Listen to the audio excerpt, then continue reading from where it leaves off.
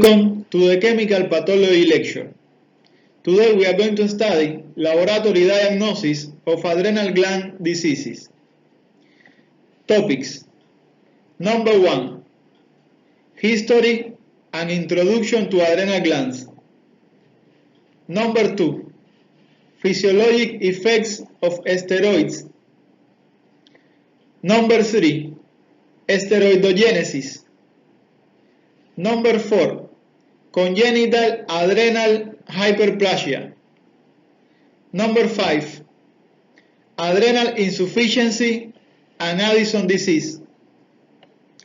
Number 6. Hypercortisolism and Cushing disease. Number 7. Cone syndrome. Number 8. Metabolism of catecholamines.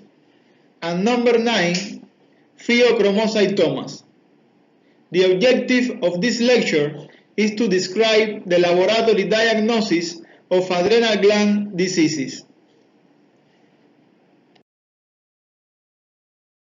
Let's start with a bit of history.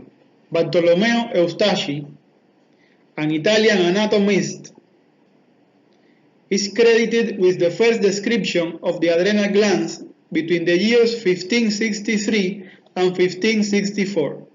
However, these publications were part of the Papal Library and did not receive public attention, which was first received with the illustration of Caspar Bartholin the Elder in the year 1611.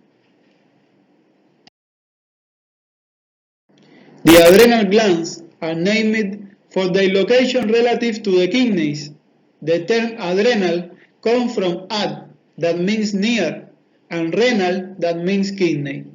The term suprarenal was introduced by Jean Rioland the Younger in the year 1629 and comes from supra, and supra means above, and renal, that, as we saw previously, means kidney. Here we have Thomas Addison, and precisely one of the most recognized works on the adrenal glands came in 1855 with the publication of On the Constitutional and Local Effects of Disease of the Suprarenal Capsule by the English physician Thomas Addison. Addison described what the French physician Georges Troussiau would later name Addison disease, an eponym still used today for a condition of adrenal insufficiency and its related clinical manifestations. Finally, Harvey William Cushing described Cushing disease in the year 1932. The adrenal glands are located on both sides of the body in the retroperitoneum, above and slightly medial to the kidneys. The adrenal glands have a pyramidal shape and are yellowish in color. The adrenal glands measure approximately 3 cm wide, 5 cm in long, and up to 1 cm thick, and their average weight in adults ranges from 4 to 6 grams. The adrenal glands are surrounded by a fatty capsule and lies within the renal fascia, and a weak septum of connective tissue separates the glands from the kidneys. The adrenal glands are directly below the diaphragm.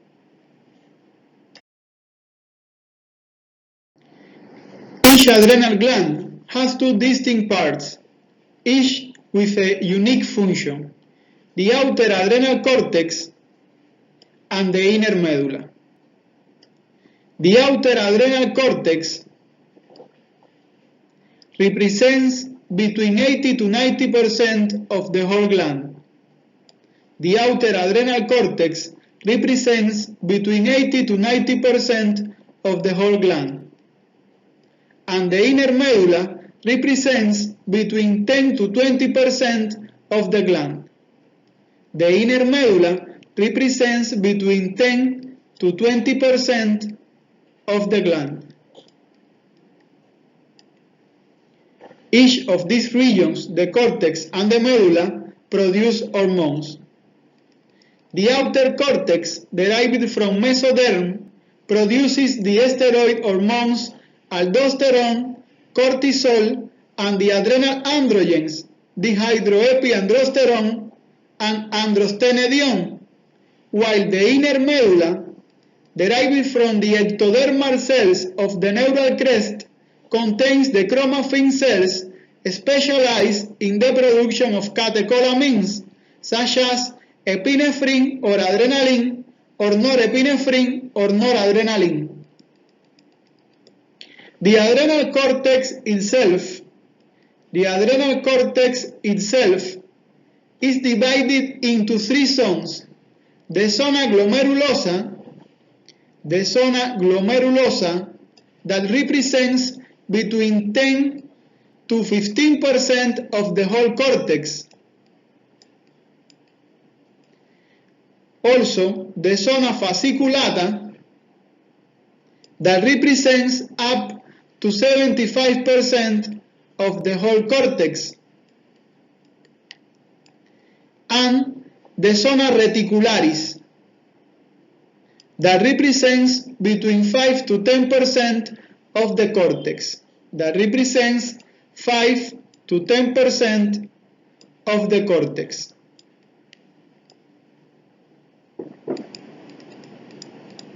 Mineralocorticoids such as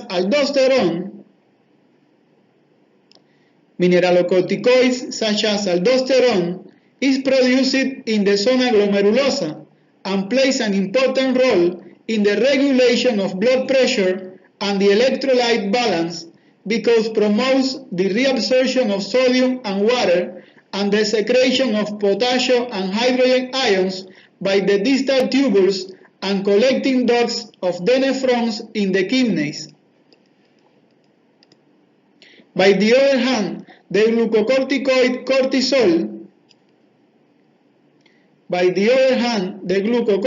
cortisol is synthesized in the zona fasciculata, and its functions include effects in relation with the metabolism of carbohydrates, lipids, and proteins, and also anti-inflammatory effects and immune system suppression.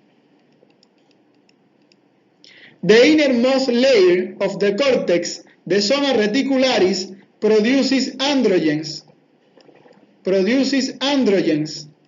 which can be metabolized into different sex hormones in the gonads and in other target tissues, and are very important for sexual development. By the other hand, the adrenal medulla synthesizes catecholamines, 80% of epinephrine or adrenaline, 80% for epinephrine or adrenaline, and 20% of norepinephrine or noradrenaline, and 20% of norepinephrine or noradrenaline.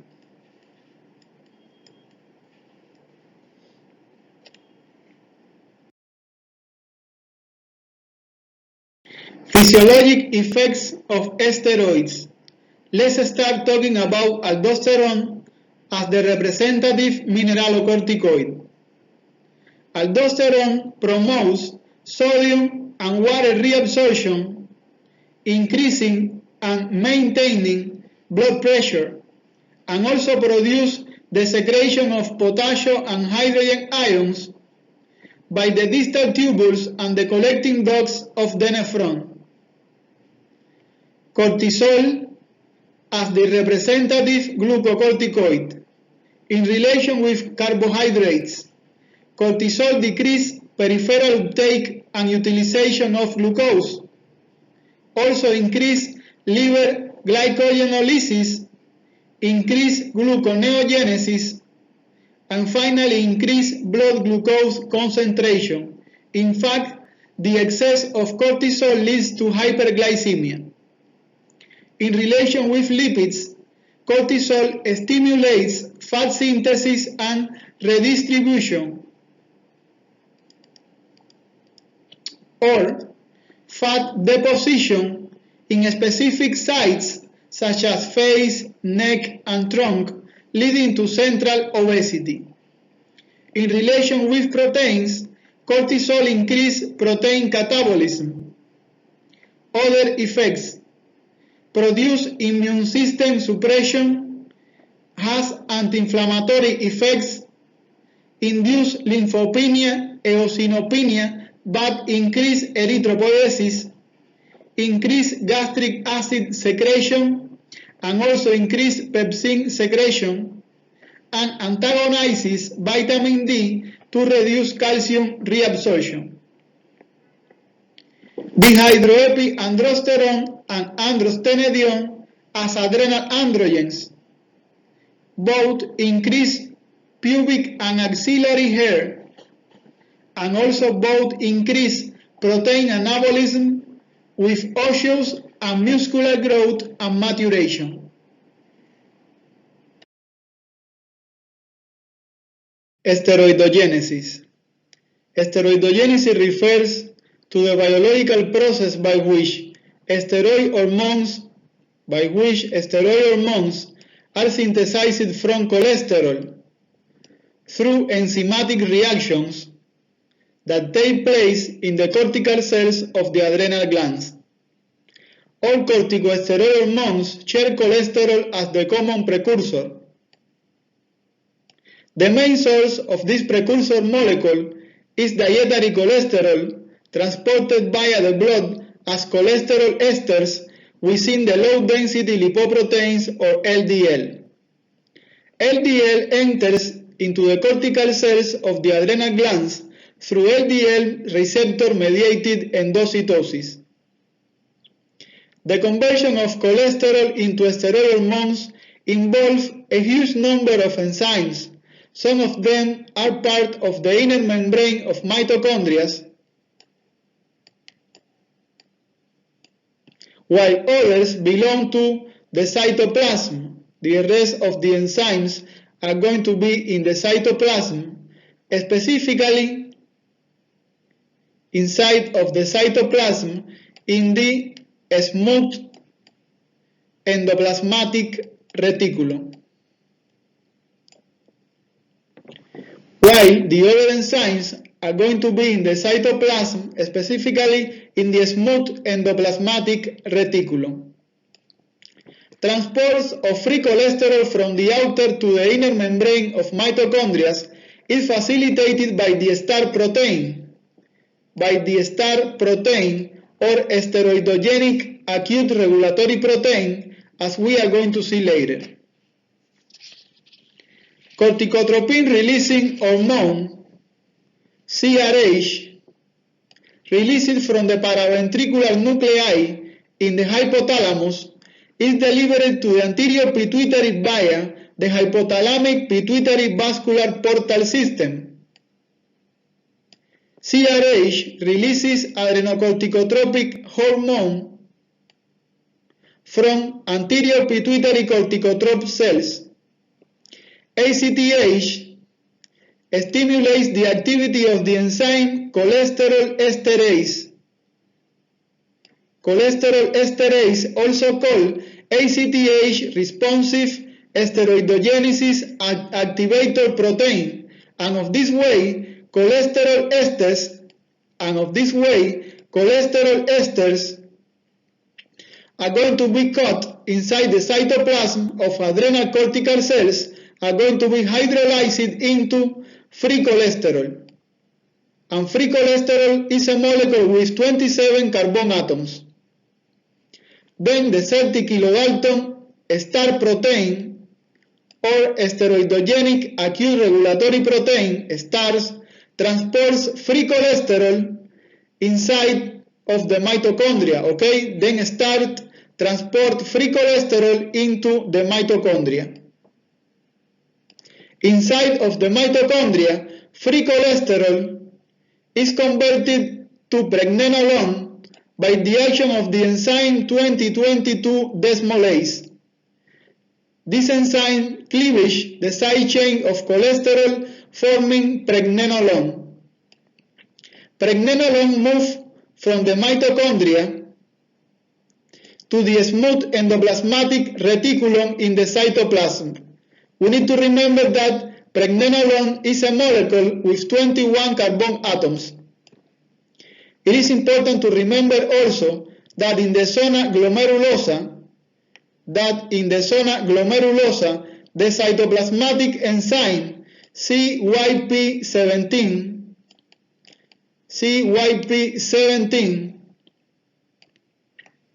with activities of 17-alpha hydroxylase and 17-20 lyase is not expressed.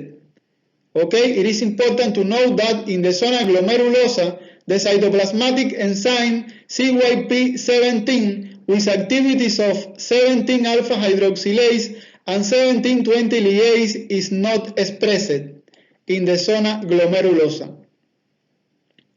Therefore, pregnenolone is going to be converted to progesterone by the action of the enzyme 3-beta-hydroxysteroid dehydrogenase. After this, we need to know also that the cytoplasmatic enzyme 21-hydroxylase is present in the zona glomerulosa, but is also present in the zona fasciculata. Okay, the cytoplasmatic enzyme 21-hydroxylase is expressed in the zona glomerulosa and also in the zona fasciculata. The enzyme 21-hydroxylase catalyzes the conversion of progesterone to deoxycorticosterone, DOC. After this, DOC or deoxycorticosterone migrates into the mitochondria. And once inside of the mitochondria, the enzyme 11-beta-hydroxylase catalyzes the conversion of deoxycorticosterone into corticosterone. Finally, the enzyme aldosterone synthase,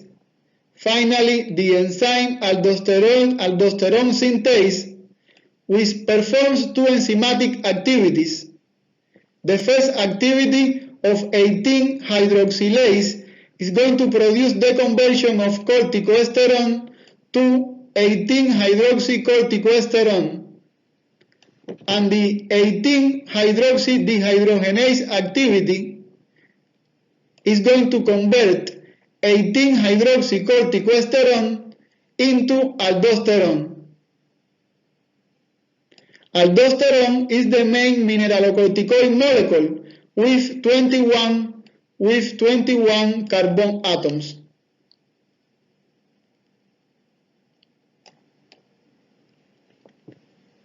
Okay. After its formation, aldosterone diffuses out of the mitochondria into the cytoplasm. It is important to remember that the enzyme aldosterone synthase is expressed only in the zona glomerulosa and is regulated mainly by angiotensin II. Remember also that cortisol and adrenal androgens are not formed in the zona glomerulosa because the zona glomerulosa does not express the enzyme CYP17 with the activities of 17-alpha hydroxylase and 17-20 lyase. Cortisol synthesis takes place in the zona fasciculata. Cortisol synthesis takes place in the zona fasciculata, where the enzyme CYP17 with activity of 17-alpha hydroxylase and 17-20 lyase is expressed. But it's very important to know that in the zona fasciculata for cortisol synthesis, this enzyme performs mainly the activity of 17-alpha hydroxylase, while in the zona reticularis, while in the zona reticularis for adrenal androgen synthesis is where really both activities of 1720 liase and 17-alpha hydroxylase are fully expressed. Then in the zona fasciculata, pregnenolone that came from the mitochondria is now converted into 17-hydroxypregnenolone by the enzyme CYP17 with activity of 17-alpha hydroxylase. Then 17-hydroxypregnenolone is converted to 17-hydroxyprogesterone by the enzyme 3-beta hydroxysteroid dehydrogenase. Progesterone can be also converted into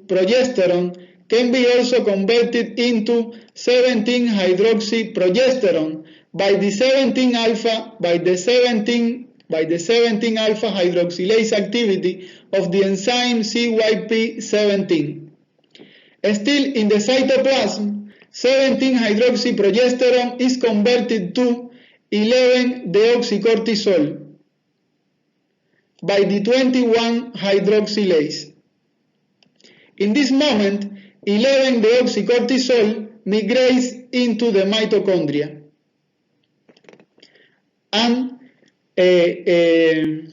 inside of the mitochondria, 11-deoxycortisol is going to be converted into cortisol by the action of the enzyme 11-beta hydroxylase. Cortisol then is going to migrate to the cytoplasm. Cortisol is the main glucocorticoid molecule with 21 carbon atoms also. It is important to know that all glucocorticoids have a hydroxyl group in carbon number 17. That is why 17-hydroxycorticosteroids refers to glucocorticoids. That is why 17-hydroxycorticosteroids refers to glucocorticoids. In this moment, you need to know that also.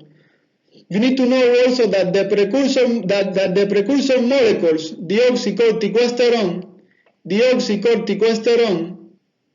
and 11-deoxycortisol, both of them possess mineralocorticoid activity, and both of them can be synthesized within the zona fasciculata as well as in the zona glomerulosa, which explains the hypertension and electrolyte disturbances seen in some forms of congenital adrenal hyperplasia.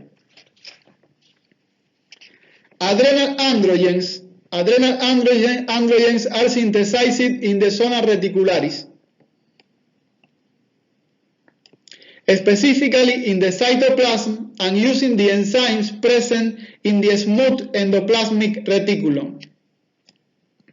17-hydroxypregnenolone is converted to dihydroepiandrosterone, an adrenal androgen of 19 carbon atoms, due to the full activities of the enzyme CYP17 that here express the activities of 1720 liase and 17-alpha hydroxylase.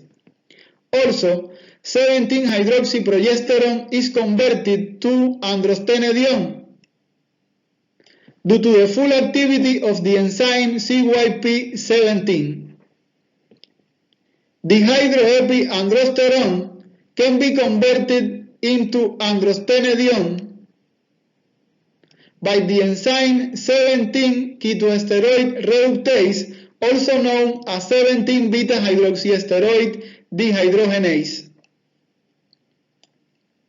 Both adrenal androgens, dihydroepiandrosterone and androstenedione, have a keto group in carbon number 17. That is why 17 ketoesteroids refers to the adrenal androgens dihydroepiandrosterone and androstenedione. In this moment, you need to know that the enzyme CYP17, due to the activity of 1720 liase, converts steroids of 21 carbons into steroids of 19 carbons atoms. Also must be clear that steroids of 21 carbons refers to mineralocorticoids such as aldosterone and glucocorticoids such as cortisol, while steroids of 19 carbon atoms refers to the adrenal androgens dihydroepiandrostenedione and androstenedione. A small amount of testosterone is produced by the adrenal cortex in order that androstenedione is converted to testosterone inside of the adrenal cortex by the action of the enzymes 3-beta-hydroxysteroid dehydrogenase and delta-4,5 isomerase.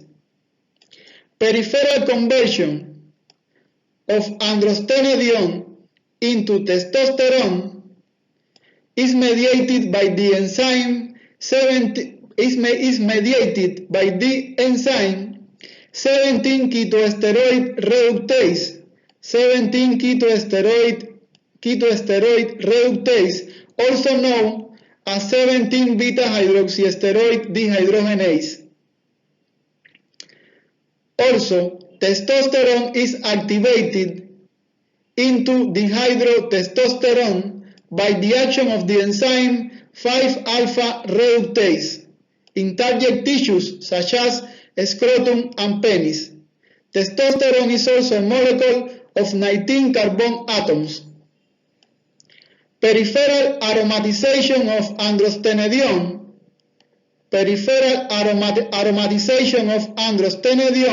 leads to the formation of estrone, while peripheral aromatization of testosterone leads to the formation of estradiol, the most powerful estrogen of all. Both reactions are mediated by the enzyme aromatase. Both estrogens, estrone and estradiol,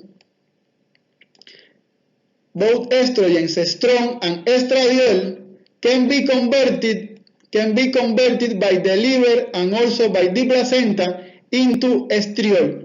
It is important to note that all estrogens are molecules of 18 carbon atoms.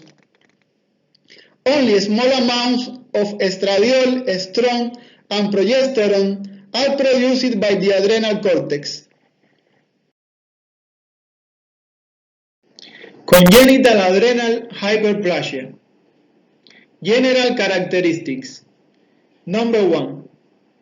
Congenital adrenal hyperplasia refers to a group of autosomal recessive diseases resulting from mutations in the genes that code for enzymes that participate in steroidogenesis, affecting cortisol synthesis. Number 2.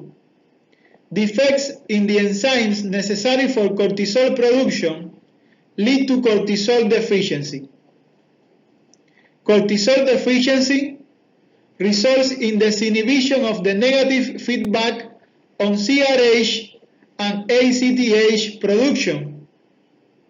As a consequence, CRH and ACTH levels rise, inducing fetal adrenal hyperplasia in utero and a forward push in steroidogenesis as the body tries to compensate and normalize cortisol production. Number 3 is the most common cause of adrenocortical insufficiency or adrenal failure in newborns, because rarely traumatic adrenal hemorrhage or adrenal hemorrhage from sepsis causes adrenal failure in newborns. Number 4. Most of these conditions involve an excessive production of adrenal androgens and can alter the development of primary and secondary sex characteristics in affected newborns. Only rarely, congenital adrenal hyperplasia involves a deficient production of adrenal androgens.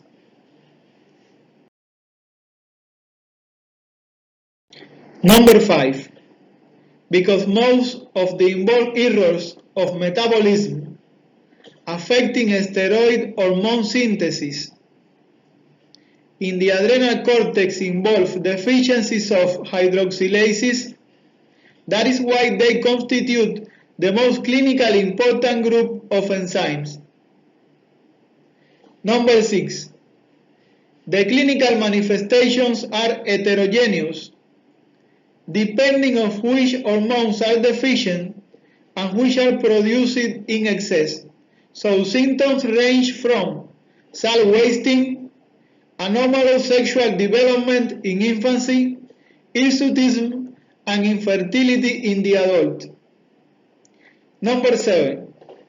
The diagnosis is made by measuring the hormone levels and assessing which steroids are produced in excess and which are deficient. Congenital adrenal hyperplasia. 21-hydroxylase deficiency. 21-hydroxylase deficiency is the most common cause of congenital adrenal hyperplasia, occurring in about 90 to 95% of all cases. It's caused by mutation of genes located in the short arm of chromosome 6. The enzyme defect blocks the conversion of progesterone to deoxycorticosterone DOC and also blocks the conversion of 17-hydroxyprogesterone to 11-deoxycortisol, resulting in elevated levels of progesterone and 17-hydroxyprogesterone and excess of androstenedione. That's why we can say that here we have an increase in 17 ketoesteroids or adrenal androgens, because androstenedione is an adrenal androgen. And also we have an increase in testosterone. Behavior of adrenal cortex hormones in relation with mineralocorticoids. 21-hydroxylase deficiency occurs with mineralocorticoid deficiency and salt loss, hyponatremia, dehydration, hypotension, hyperkalemia, and acidosis. In relation to glucocorticoids, occurs with glucocorticoid deficiency and tendency to hypoglycemia. Biochemically, 17-hydroxycorticosteroids are low because both 11-deoxycortisol and cortisol are low. In relation with androgens, 21-hydroxylase deficiency occurs with androgen excess. Then, in the female fetus occurs virilization of the external genitalia with enlargement of the clitoris, clitoromegaly, and fusion of the labia, producing sexual ambiguity, ambiguous genitalia, and leading in the future to amenorrhea, infertility, and hirsutism. In the male, leads to precocious puberty and infertility. The screening of the newborns is done using capillary heel blood on paper filter disc and measuring 17-hydroxyprogesterone.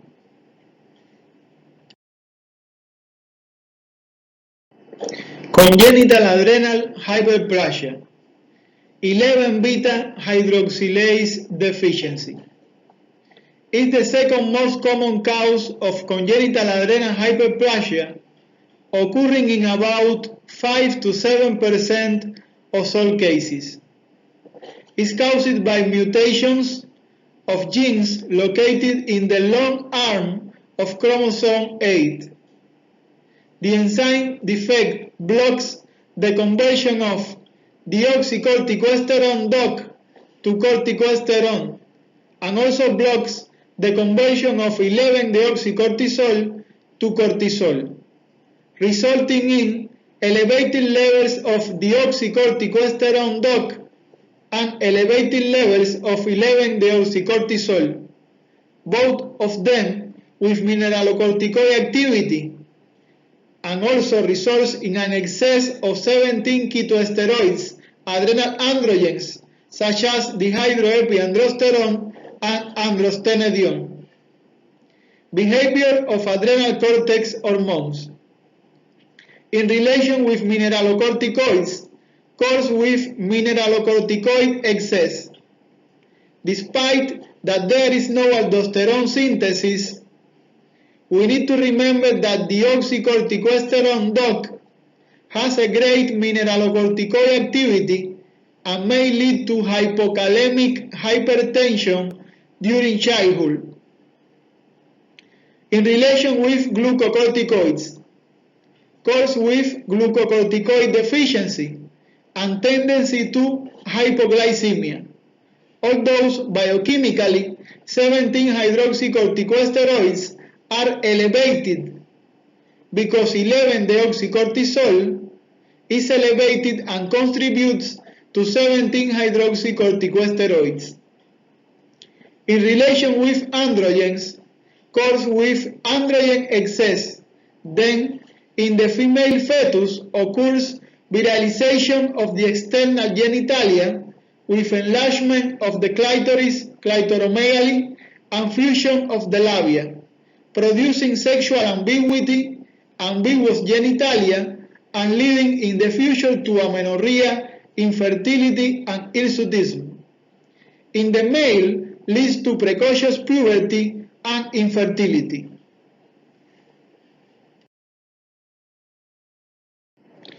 Adrenal insufficiency.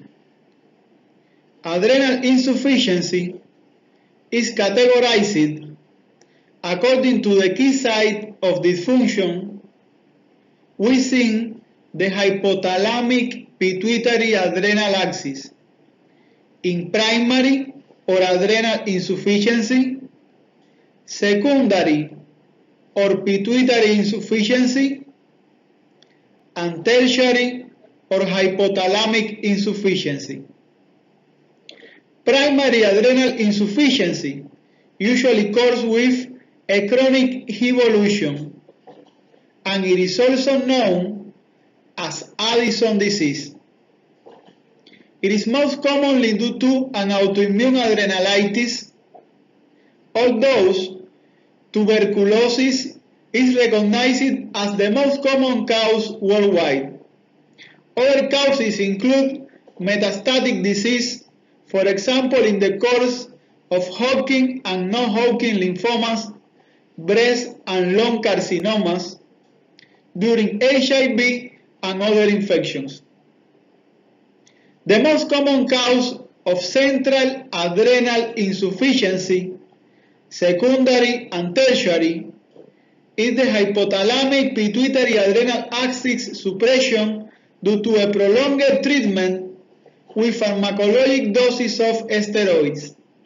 Once the treatment with steroids stops, appears the adrenal insufficiency. Addisonian crisis refers to an acute adrenal insufficiency and can be due to Waterhouse-Friderichsen syndrome, can also be due to a suddenly stop in the intake of glucocorticoids, or even can be due to an intercurrent problem, for example, an infection, a trauma, or any form of physical or mental stress in a patient with Addison disease or with congenital adrenal hyperplasia. Waterhouse-Friderichsen syndrome causes with acute adrenal failure, usually with bilateral bleeding of the adrenal glands due to a bacterial infection typically caused by Neisseria meningitidis. To be able to see the whole clinical picture of Addison disease, 90% of the adrenal glands must be destroyed.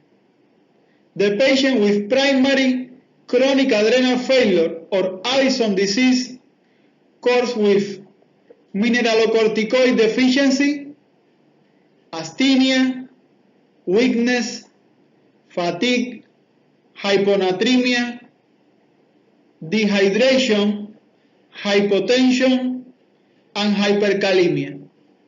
Also occurs with glucocorticoid deficiency and tendency to hypoglycemia. The patient will present also hyperpigmentation of the skin. The patient will course with adrenal androgens deficiency with loss of axillary and pubic hair, mainly in females.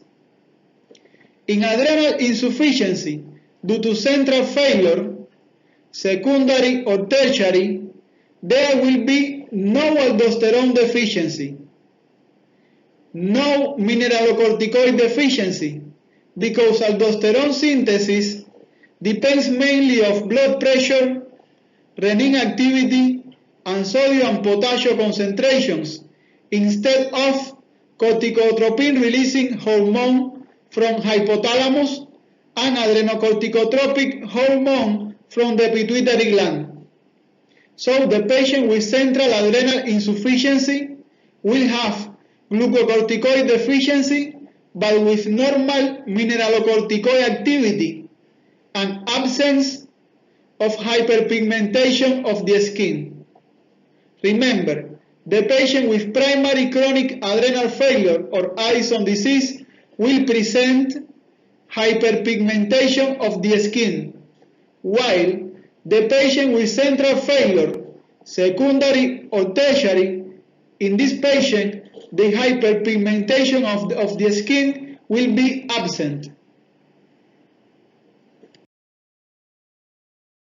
Let's explain why patients with Addison disease or primary adrenal failure present skin hyperpigmentation while the patient with central insufficiency due to secondary or tertiary problems do not present this skin hyperpigmentation.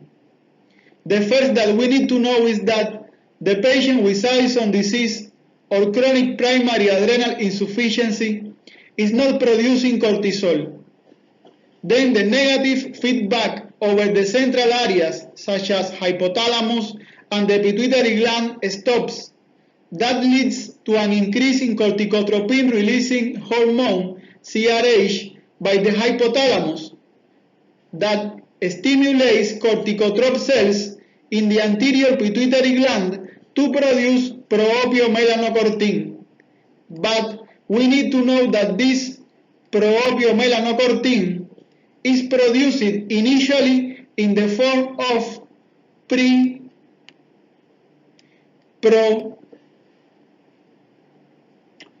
proopiomelanocortin, a big polypeptide of 285 amino acids that during translation is going to lose the signal peptide of 44 amino acids,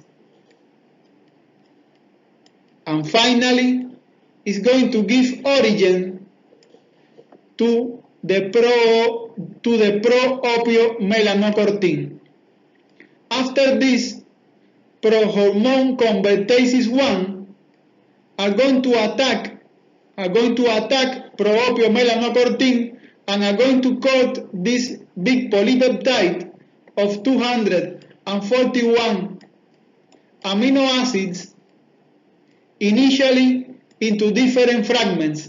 For example, producing gamma melanocyte stimulating hormone, producing adrenocorticotropic hormone, and producing also beta lipotropin. After this moment, prohormone convertases 2 are going to attack specific fragments. For example, when they are attacking adrenocorticotropic hormone, they are producing two fragments, the alpha-melanocyte stimulating hormone and the corticotropin-like intermediate peptide, CLIP. Also, prohormone convertases 2 coats beta-lipotropin, forming beta-endorphin and gamma-lipotropin. And still, prohormone convertases 2 are going to coat gamma-lipotropin, forming beta-melanocyte stimulating hormone. The idea is that the organism will try to compensate cortisol deficiency by increasing corticotropin releasing hormone, CRH, by the hypothalamus. By doing this, is stimulating the production of ACTH, and ACTH should stimulate cortisol formation by the adrenal glands. But increasing the production of ACTH also produce an increase in the synthesis of alpha-melanocyte stimulating hormone. Also produce an increase in the synthesis of alpha-melanocyte stimulating hormone, which stimulates the synthesis of melanin by the skin melanocytes, giving origin to the characteristic hyperpigmentation seen in patients with Addison disease. In central insufficiency, either because the hypothalamus is not producing CRH or either because there is no production of ACTH by the pituitary gland, there is no production of this alpha-melanocyte stimulating hormone. So, in central adrenal insufficiency, hyperpigmentation of the skin is going to be absent.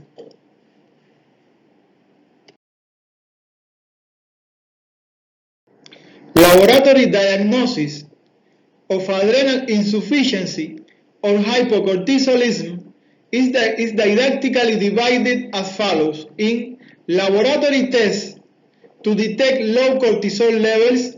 Here we include serum or plasma cortisol and random cortisol, and laboratory tests to distinguish between primary adrenal insufficiency and central insufficiency due to secondary or tertiary problems.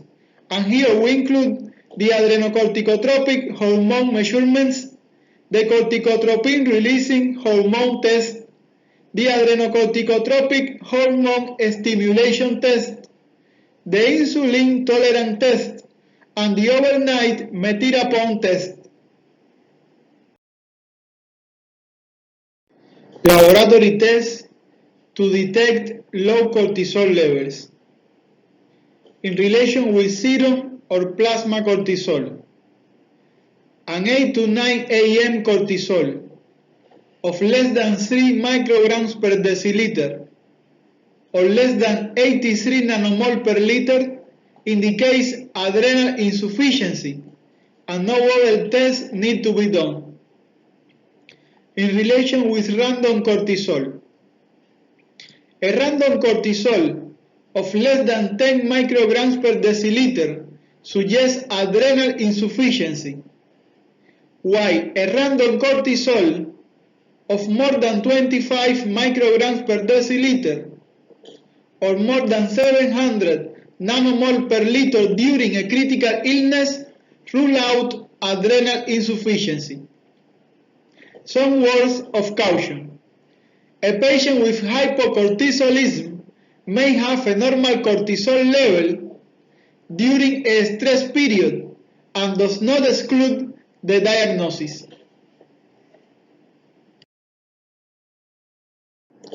Now we are going to study the laboratory tests that are going to allow us to distinguish between primary adrenal insufficiency and central insufficiency due to secondary or tertiary problems. Number 1. Adrenocorticotropic hormone measurements. ACTH levels of more than 50 and even more than 100 picograms per ml indicates primary adrenal insufficiency, while ACTH levels of less than 10 picograms per ml indicates secondary or tertiary failure. Number 2. To perform the corticotropin-releasing hormone test, follow these steps. Obtain a baseline sample for ACTH and cortisol. Give to the patient 100 micrograms of corticotropin-releasing hormone IV administration. Collect blood samples every 15 minutes for 60 to 90 minutes. You need to remember that plasma corticotropin-releasing hormone peaks at 15 to 30 minutes, and cortisol peaks around 30 to 40 minutes post-CRH administration. A normal response is seen a cortisol greater than 20 micrograms per deciliter. An increase in ACTH with a decreased cortisol talks about primary adrenal insufficiency. By the other hand, a decreased ACTH with a decreased cortisol talks about central failure. It is a safe test, but is expensive.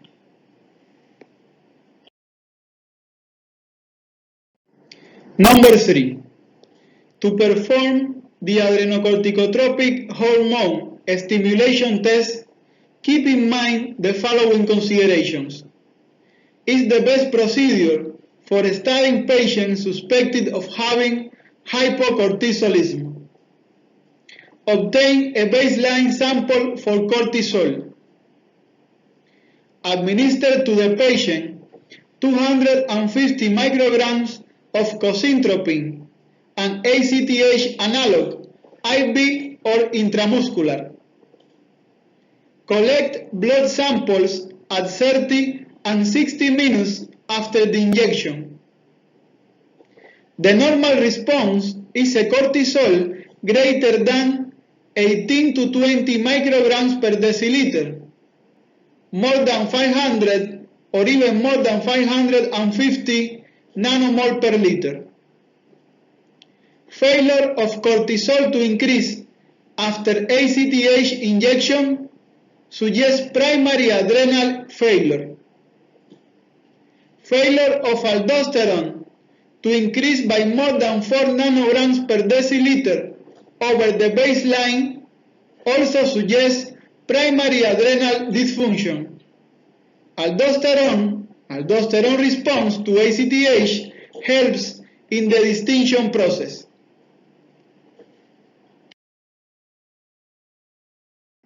Number 4.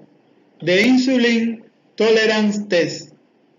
The insulin tolerance test is contraindicated in patients with more than 70 years, with ischemic heart disease, with a history of seizures, and in pregnant women.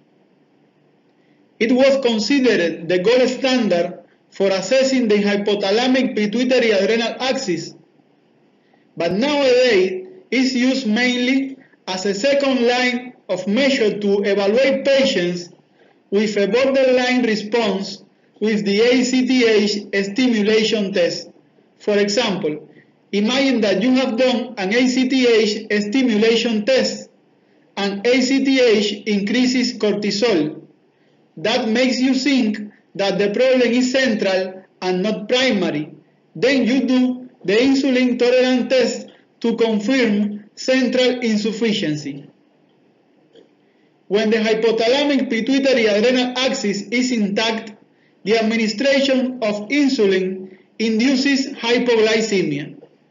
That stimulates the hypothalamus and the pituitary to secrete CRH and ACTH respectively, which leads to a rise in cortisol.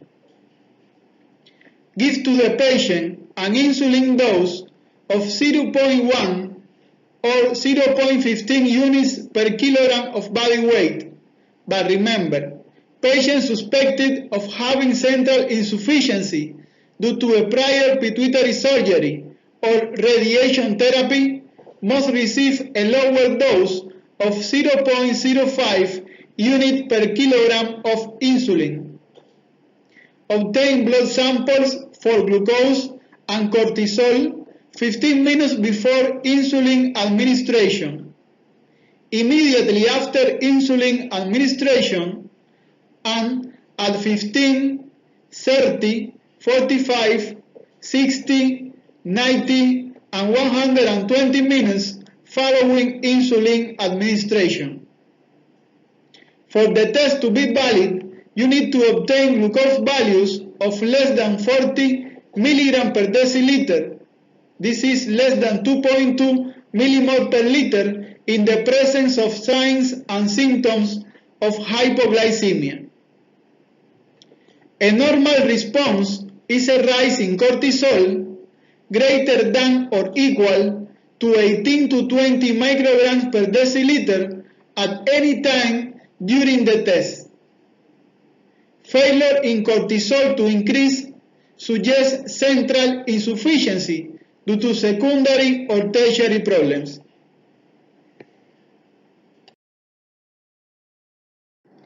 Number 5. The overnight metirapone test. Metirapone inhibits the enzyme 11-beta-hydroxylase, preventing the conversion of 11-deoxycortisol, also called compound S, into cortisol. In normal patients, metirapone induces a drop in cortisol and also induces a rise in 11-deoxycortisol because normally exists a compensatory increase in corticotropin-releasing hormone and in adrenocorticotropic hormone by the hypothalamus and the pituitary, stimulating steroidogenesis. Metirapone is administered orally, 30 milligrams per kilogram of body weight at midnight, and blood for cortisol and for 11-deoxycortisol is collected the following morning at 8 a.m. A rise in 11-deoxycortisol greater than 7 micrograms per deciliter or more than 200 nanomole per liter is normal. An abnormal response is defined by a level of 11-deoxycortisol of less than 7 micrograms per deciliter with a cortisol concentration of less than 5 micrograms per deciliter. Patients with central insufficiency fail to increase corticotropin-releasing hormone and adrenocorticotropic hormone, so steroidogenesis is not stimulated and 11-deoxycortisol fails to increase. The test may produce an acute adrenal failure, Addisonian crisis, in patients with central hypocortisolism.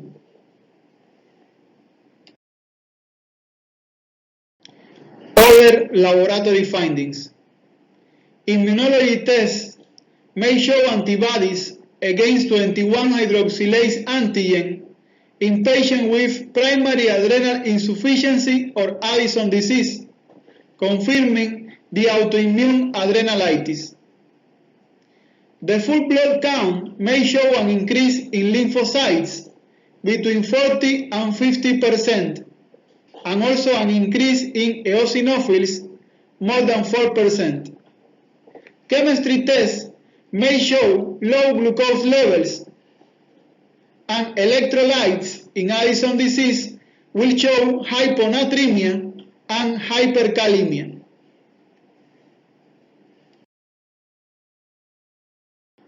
Now we are going to talk about hypercortisolism, and we are going to start talking about Cushing disease. Cushing disease is a state of glucocorticoid excess resulting from a pituitary adenoma that produces adrenocorticotropic hormone and accounts for 68% of all cases with hypercortisolism. Cushing syndrome. Cushing syndrome is characterized by adrenocortical hyperfunction associated with an increased production of glucocorticoids or glucocorticoids and androgens. It is also a global term that includes a wide variety of entities such as adrenal Cushing due to adrenal adenoma or carcinoma, accounting for less than 20% of all cases with hypercortisolism.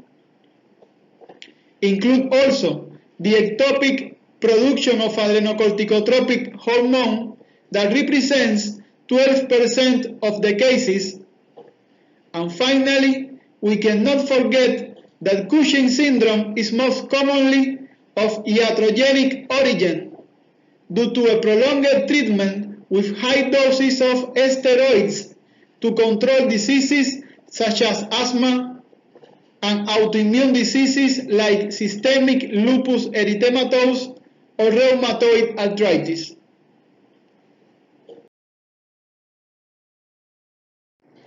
General characteristics of hypercortisolism. Number 1. Excessive and persistent production of cortisol, measured as serum cortisol, urinary free cortisol, midnight salivary cortisol, and concentration of 17-hydroxycorticosteroids. Number 2. Loss of suppression of cortisol production by dexamethasone, a synthetic glucocorticoid.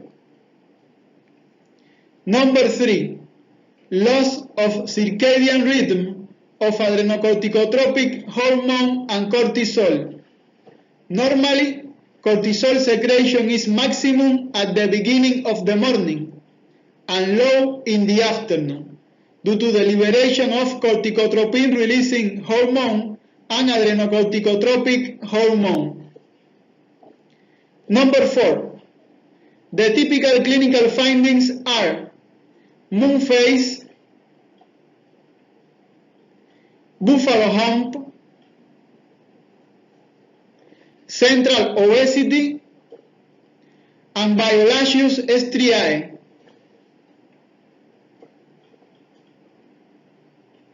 Hypertension, hyperglycemia, hirsutism, and muscle weakness due to steroid myopathy.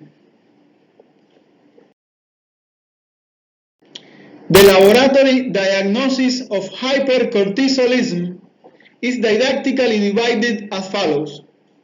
Screening test. We have the following screening tests. Number 1. The 24 hours urinary free cortisol. Number 2. The 1 milligram overnight dexamethasone suppression test. Number 3. 11 p.m. midnight salivary cortisol. Despite we have different options to do the screening, we need to use only one of these tests.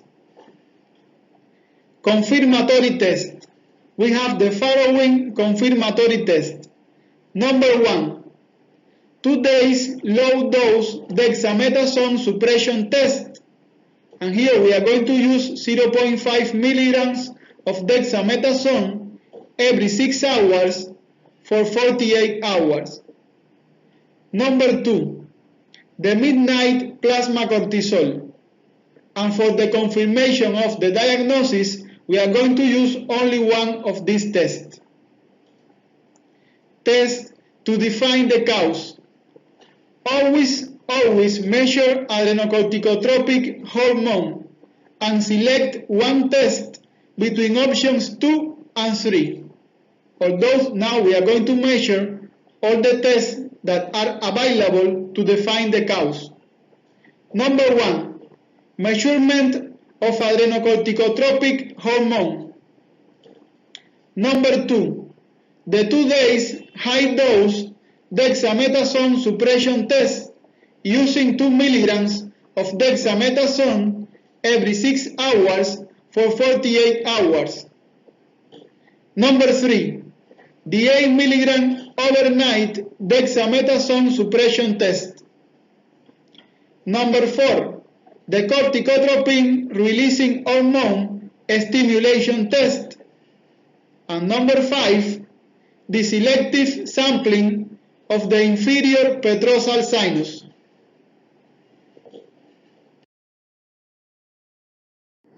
Now we are going to start to study the screening test. Number 1, the 24 hours urinary free cortisol. The test has the following characteristics. The idea is to look for an excessive and persistent production of cortisol. The test measures the unbound or free cortisol, then is not affected by the levels of cortisol binding globulin, CBG. Creatinine should be measured to ensure the adequacy of the sample, because urinary cortisol excretion is decreased when the glomerular filtration rate is less than 30 ml per minute and may be normal despite the presence of excessive cortisol production. The normal range for the 24 hours urinary free cortisol is between 110 till 138 nanomole in 24 hours. Or those values equal or greater than 4 times the upper normal limit are diagnostic of Cushing syndrome. The latest guidelines say that any value, any urinary free cortisol concentration above the upper normal limit for the particular assay is a positive test. It is important to note that 10 to 15% of patients with Cushing will have one of 4 samples of the urinary free cortisol in normal range. So the study should be repeated or a different screening method should be used.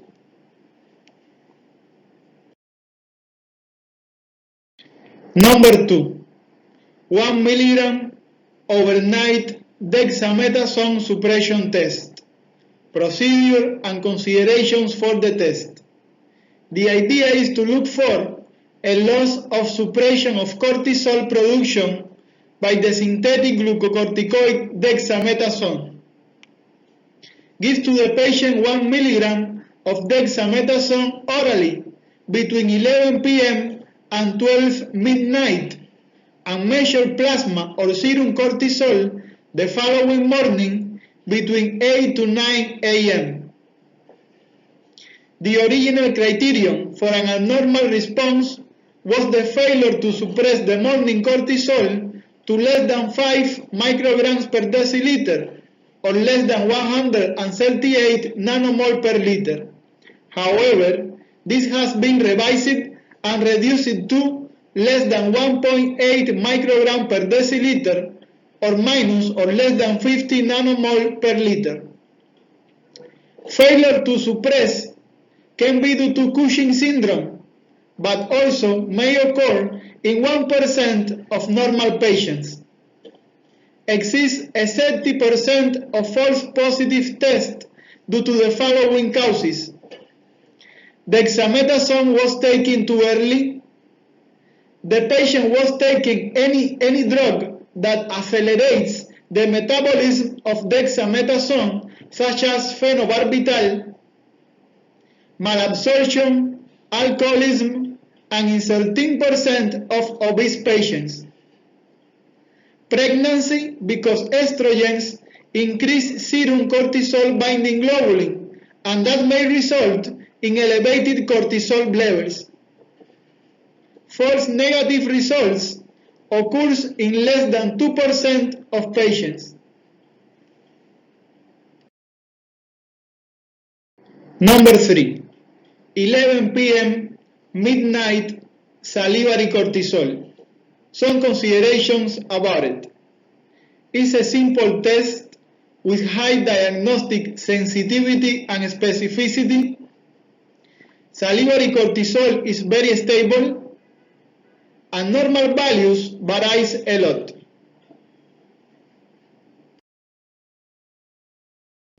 We are going to study now the confirmatory test. Number 1, the 2 days low dose dexamethasone suppression test using 0.5 milligrams of dexamethasone every 6 hours for 48 hours. Procedure and considerations about the test. The idea is to confirm the loss of suppression of cortisol production by the synthetic glucocorticoid dexamethasone. The patient received 0.5 milligrams of dexamethasone orally every 6 hours starting at 9 a.m. for 2 days.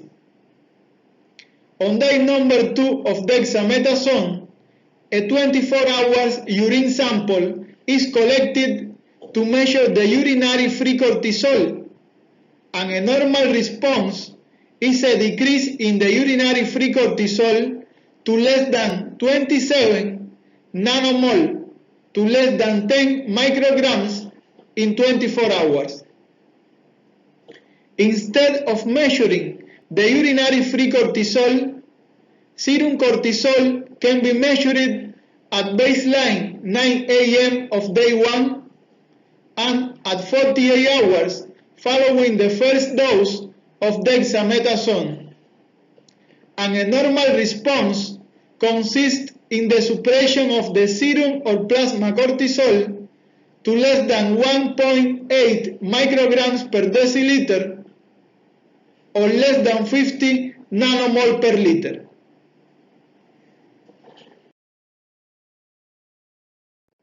Number 2, midnight plasma cortisol. Some considerations about it. The idea is to confirm the excessive and persistent production of cortisol. Requires hospital admission for at least 48 hours and the insertion of an IV line before 10 p.m. Ideally, the patient should be sleeping at the time of the blood draw at midnight. A midnight plasma cortisol greater than 7.5 micrograms per deciliter or more than 207 nanomole per liter is diagnostic of Cushing's.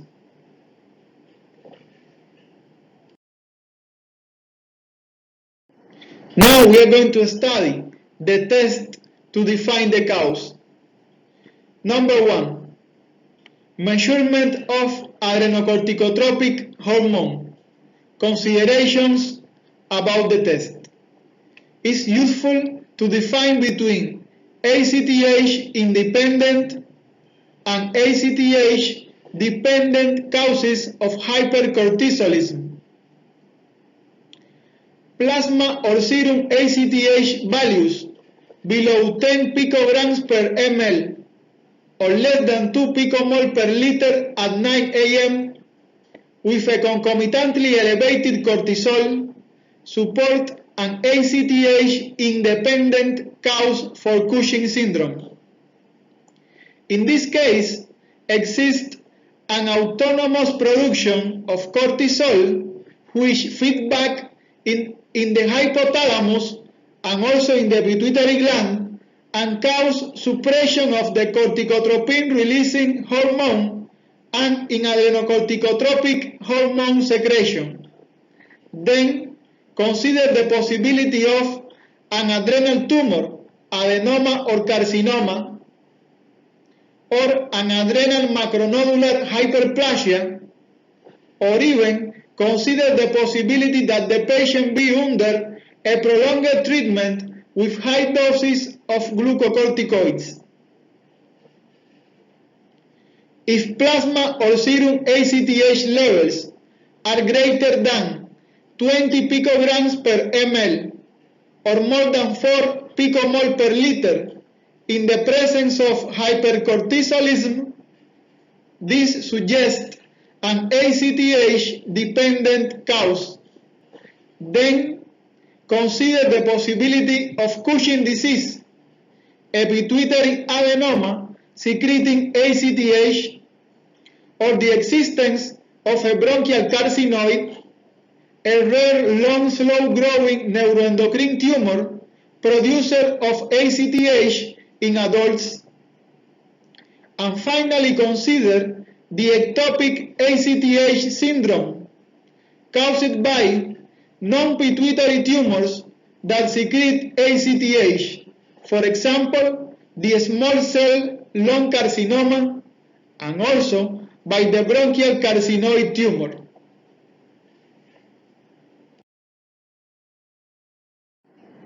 Number 2. 2 days high-dose dexamethasone suppression test. Using 2 milligrams of dexamethasone every 6 hours for 48 hours.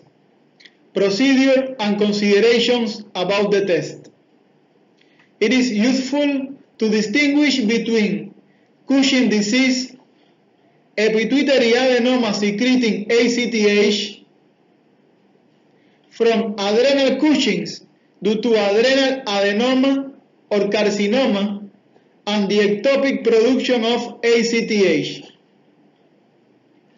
A baseline 24 hours urine for urinary free cortisol is collected. On day number 1, the patient received 2 milligrams of dexamethasone orally every 6 hours for 48 hours, and a 24-hour urine for urinary free cortisol is collected on day number 1 and again on day number 2. Suppression of the urinary free cortisol by 50% or more from baseline is diagnostic of Cushing disease, a pituitary adenoma secreting ACTH. Patients with adrenal Cushing's with an adrenal adenoma or carcinoma or with the ectopic ACTH syndrome do not show suppression, but neuroendocrine tumors such as bronchial carcinoid may suppress with this test. As an alternative to measure the urinary free cortisol, serum or plasma cortisol can be collected before, during, and after the use of dexamethasone.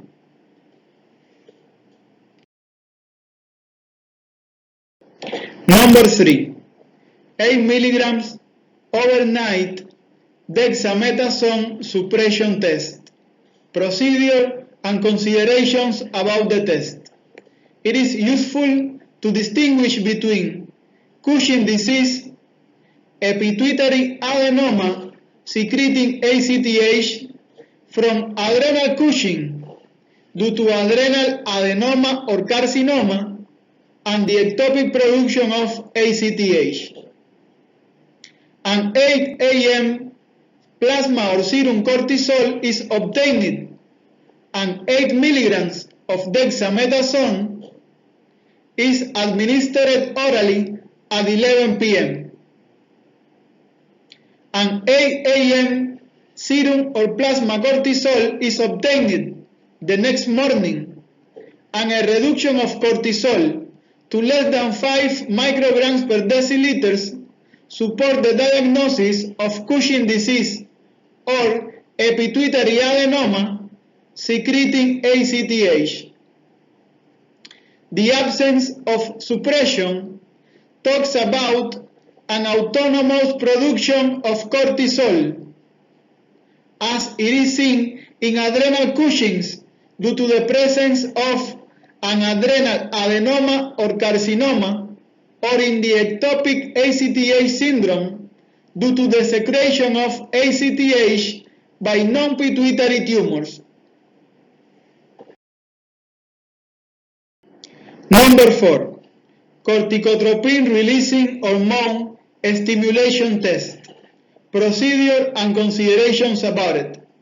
It's useful to differentiate between Cushing disease or pituitary adenoma secreting ACTH from adrenal Cushing's, patients with adrenal adenoma or carcinoma.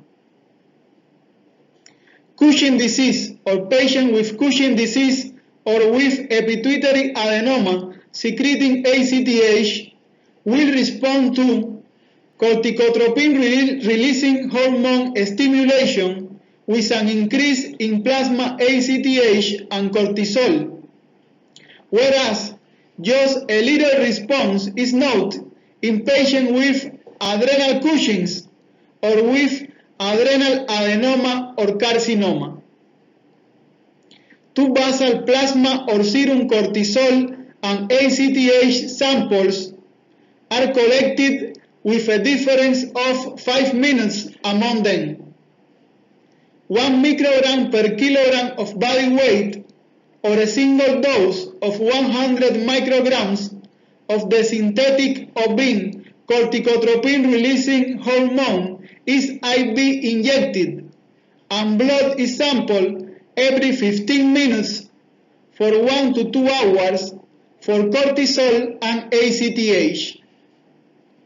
Normal patients will show a rise in ACTH and cortisol of approximately 15 to 20%, while those patients with Cushing disease with a pituitary adenoma secreting ACTH typically will show a greater than 50% rise in ACTH and a greater than 20% rise in cortisol above baseline values. Remember that there will be only a small response in patients with adrenal Cushing's.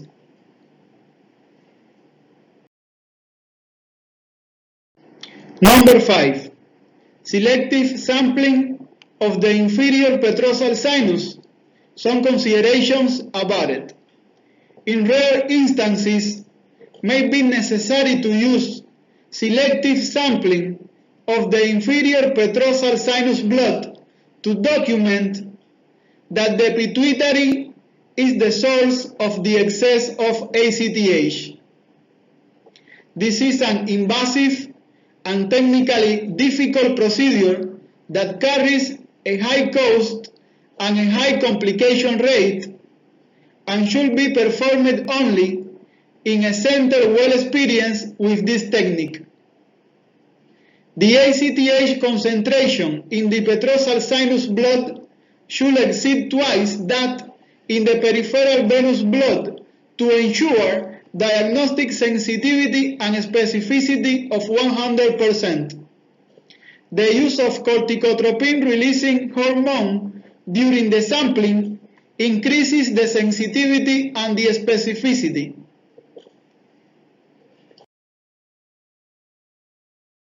Other laboratory findings. The full blood count may show a decrease in lymphocytes and eosinophils and an increase in the red blood cell count, an increase in the number of erythrocytes. Chemistry tests may show hyperglycemia.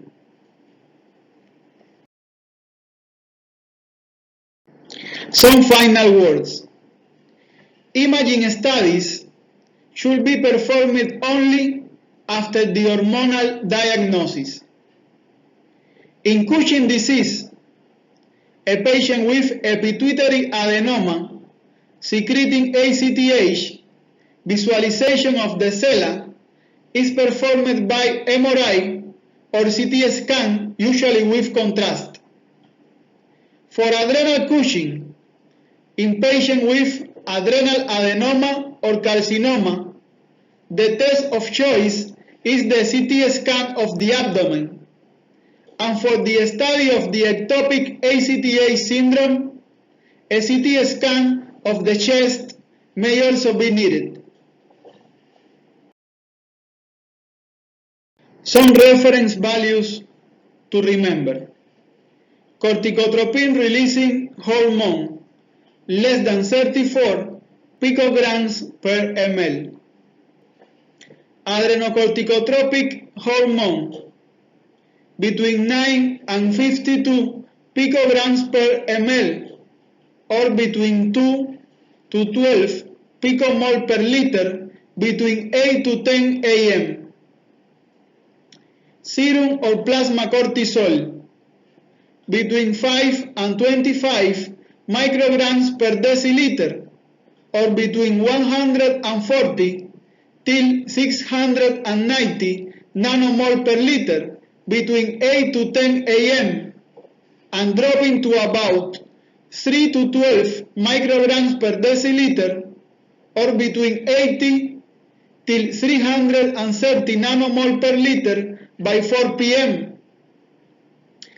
The urinary free cortisol, between 110 till 138 nanomole in 24 hours. 17 hydroxycorticosteroids in the urine of 24 hours, between 2 to 9 milligrams in 24 hours, or between 5.5 till 25 micromole in 24 hours.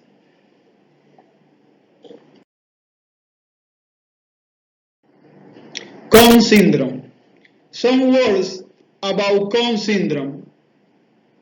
Cohn syndrome is named in honor to Jerome W. Cohn, an American endocrinologist that described adrenal adenomas as a cause of the condition in 1955. About 33% of cases are due to an unilateral adrenal adenoma that produces aldosterone, and 66% of cases are due to hyperplasia of both adrenal glands. Other uncommon causes include an inherited disorder called familial hyperaldosteronism. Primary hyperaldosteronism, also known as Cohn syndrome, refers to a disease in which the adrenal glands make too much aldosterone, which leads to sodium retention, hypertension, and low blood potassium levels, beginning in those between 30 and 50 years of age. It is important to note that in Cohn syndrome, plasma renin levels are appropriately suppressed, because in secondary hyperaldosteronism, the problem is a persistent renin secretion due to different causes.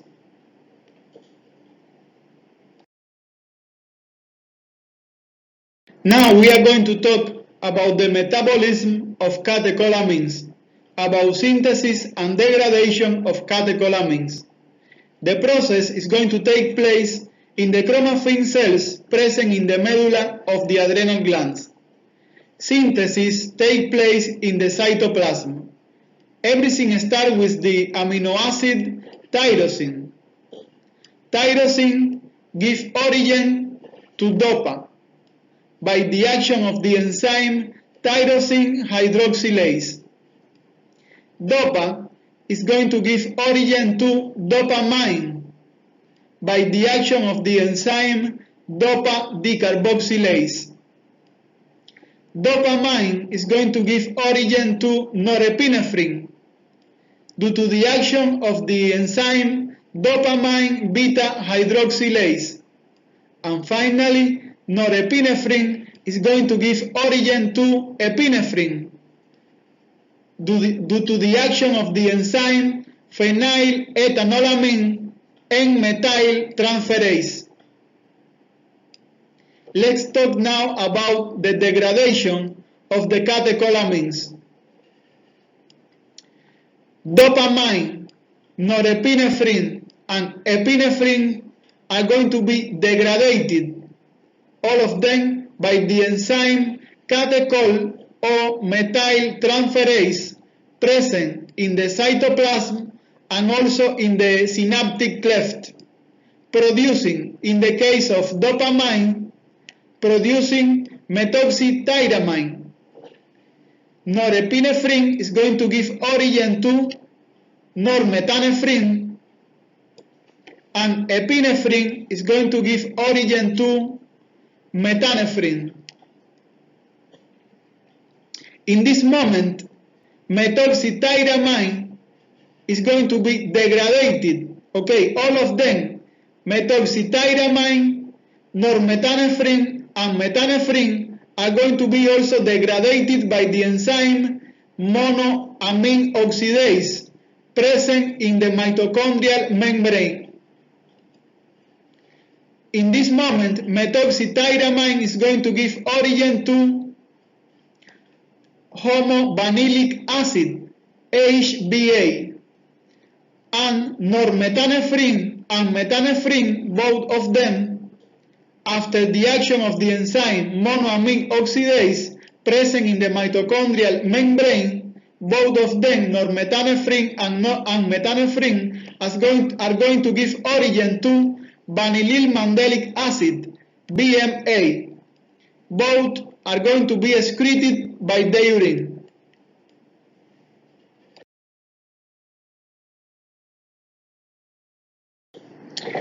Pheochromocytomas. General characteristics of pheochromocytomas. The rule of the 10%. Pheochromocytomas are rare tumors that produce and secrete catecholamines. Account for less than 1% of all secondary causes of hypertension. 90% of pheochromocytomas are benign, but 10% of them are malignant.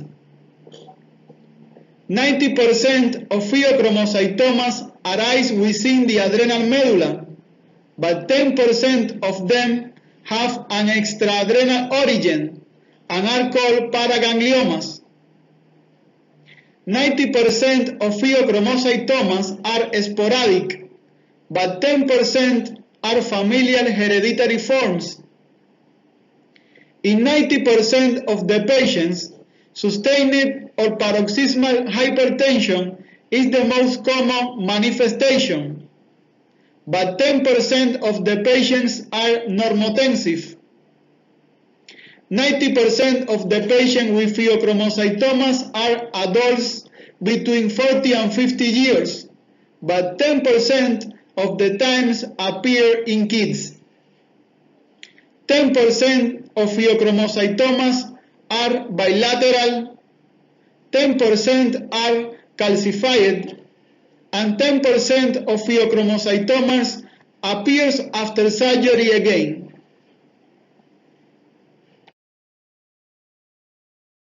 The laboratory diagnosis of pheochromocytomas is based in the following algorithm that take into account the concentrations of normetanephrine and metanephrine in plasma.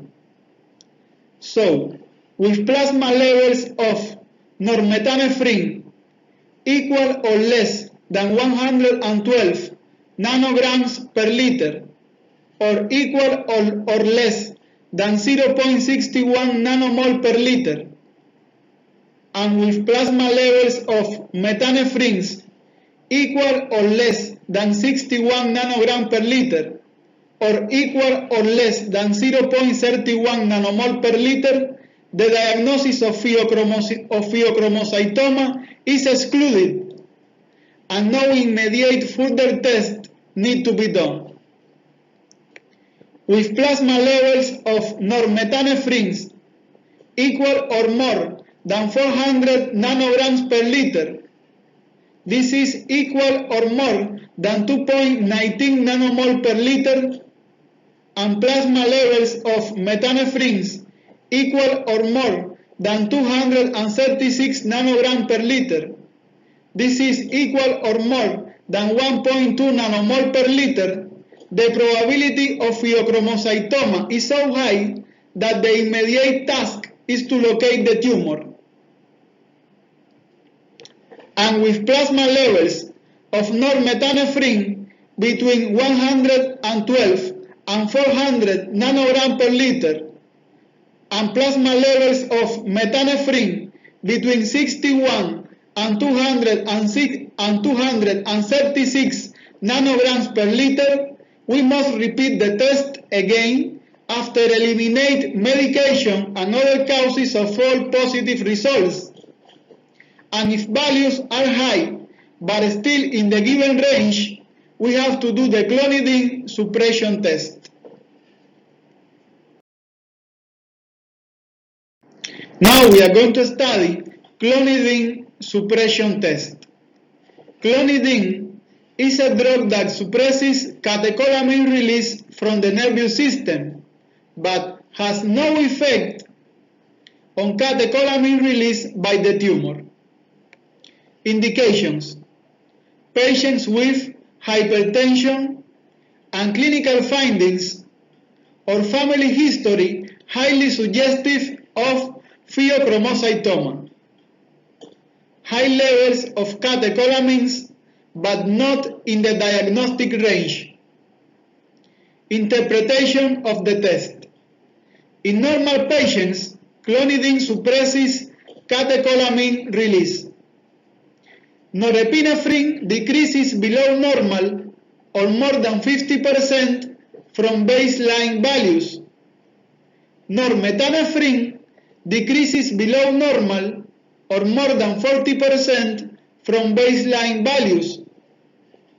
But in patients with pheochromocytoma, there is an absence of suppression. Then norepinephrine do not decrease below normal or do not decrease more than 50% from baseline values, and normethanephrine's do not decrease below normal or do not decrease more than 40% from baseline values.